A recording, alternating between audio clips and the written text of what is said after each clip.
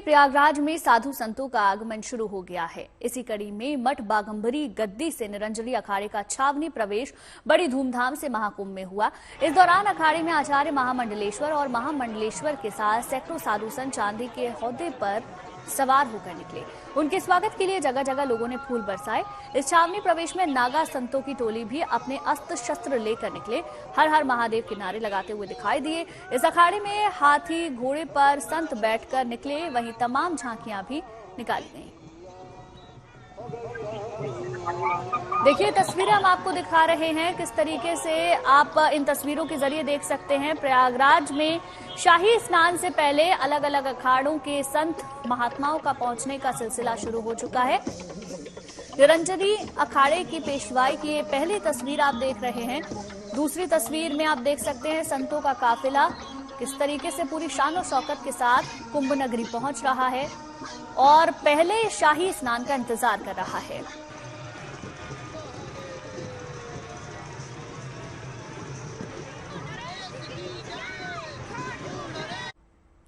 महाकुंभ दुनिया के इस सबसे बड़े मेले की तैयारी अब अपने आखिरी चरण की ओर बढ़ रही है।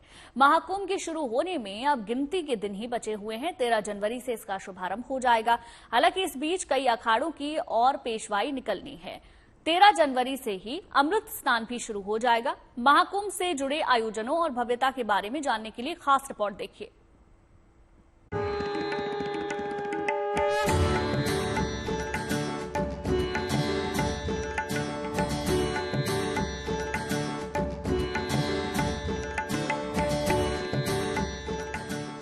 दुनिया के सबसे बड़े धर्म और आध्यात्म का मेला देखने के लिए आपको प्रयागराज पधारना होगा। इस संगम नगरी में आपको एक अलग ही दुनिया देखने को मिलेगी, जहां सुरक्षा के साथ हर तरह की सुविधा का भी विशेष ध्यान रखा जा रहा है। 13 जनवरी से शुरू हो रही महाकुंभ को लेकर गंगा, यमुना और पौराणिक सरस्वती नदी के संगम पर सनातन परंपरा के दर्शन शुरू हो गए हैं। दुनिया के सबसे बड़े मेले के लिए साधु संत के पहुंचने का सिलसिला करीब महीने भर से चल रहा है। अलग अलग अखाड़ों की दिव्य पेशवाई निकल रही है और साधु संत महाकुंभ के लिए नगर प्रवेश कर रहे हैं। अब तक 5 अखाड़ों का छावनी प्रवेश हो चुका है। बाकी बचे अखाड़ों की पेशवाई का दिव्य दर्शन भी अभी होगा।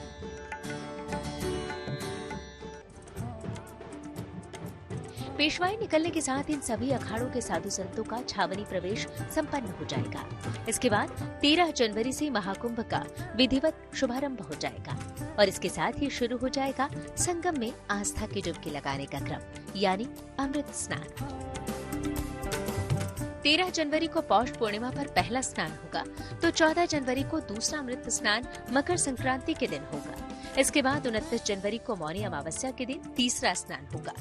2 फरवरी को बसंत पंचमी पर चौथा अमृत स्नान होगा। 12 फरवरी को माघ पूर्णिमा के दिन 5वां स्नान होगा और फिर 26 फरवरी को महाशिवरात्रि के दिन महाकुंभ का छठा और अंतिम स्नान होगा। महाकुंभ में अमृत स्नान का बहुत अधिक महत्व है। अमृत स्नान में सबसे पहले साधु संत स्नान करते हैं, जिसके बाद श्रद्धालु आस्था की डुबकी लगाते हैं। मान्यता है कि महाकुंभ में स्नान करने से सभी पापों से छुटकारा मिलता है, साथ ही सभी दुख दर्द दूर होते हैं और मनोकामनाएं भी पूरी होती हैं।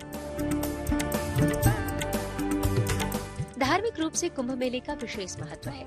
हर 3 साल में कुंभ मेला लगता है, तो हर 6 साल में अर्ध कुंभ मेले का आयोजन होता है और हर 12 साल पर महाकुंभ मेला लगता है।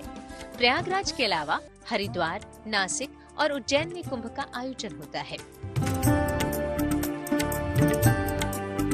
12 साल बाद प्रयागराज में महाकुंभ का आयोजन हो रहा है, जिसमें देश ही नहीं बल्कि दुनिया भर से भी बड़ी संख्या में श्रद्धालु पहुंचते हैं। इसलिए तैयारी भी बड़े और भव्य स्तर पर की गई है। आस्था, संस्कृति और आध्यात्म के इस महाकुंभ में साधु संतों का ऐसा अनोखा संसार भी बसा है, जो आकर्षण का केंद्र बना हुआ है। ये साधु संत महाकुंभ का संदेश, एक हो पूरा देश के महामंत्र और सामाजिक संदेश को दुनिया तक पहुंचाने यहाँ आ रहे हैं।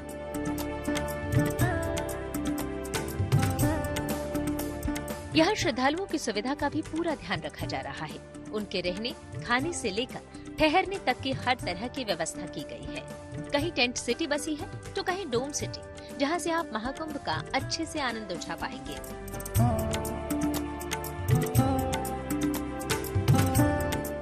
महाकुंभ नगर के अरैल क्षेत्र में बनी डोम सिटी में लग्जरी होटल की तरह सारी सुविधाएं मिलेंगी। तो डोम सिटी का कंसेप्ट है, ये बेसिकली यही है कि जो भी हमारे यहाँ पे श्रद्धालु लोग आएंगे उनको एक अलग एक्सपीरियंस हम दे सके। और वो एक्सपीरियंस यही है कि हमने ये डोम लाया है जो 360 व्यू देता है। आप चारों तरफ से महाकुंभ का नज़ारा देख सकते हैं। और उस डोम को हमने 15 फीट की ऊंचाई पर रखा है, जो आज तक कभी कुंभ में नहीं हुआ है। तो वो इसीलिए किया जा रहा है कि हमारे जितने भी श्रद्धालु हमारे यहाँ आएंगे वो सभी अनुभव कर पाए। और महाकुंभ हमको हमेशा नीचे से कभी वो अनुभव ही नहीं करने को मिलता, तो वो अनुभव यहाँ से हो और वो देख सके, इसीलिए ये कंसेप्ट आया था।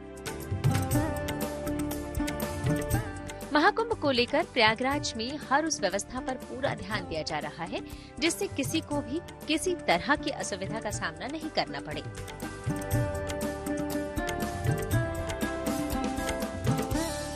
प्रयागराज एयरपोर्ट से संगम तक 16 किलोमीटर लंबा वीवीआईपी कॉरिडोर भी लगभग बनकर तैयार है।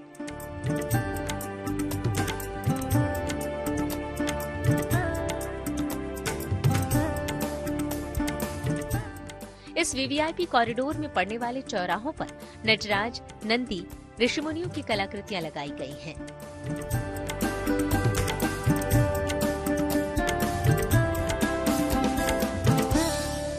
यही नहीं, प्रयागराज एयरपोर्ट से आधा किलोमीटर आगे 84 विशेष स्तंभ भी लगाए गए हैं जो सृष्टि के सार का प्रतीक है।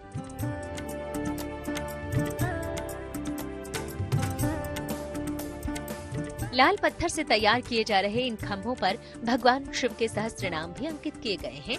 तो सड़कों के किनारे पौधे भी लगाए गए हैं जिसने इसकी खूबसूरती में 4 चांद लगा दिए हैं।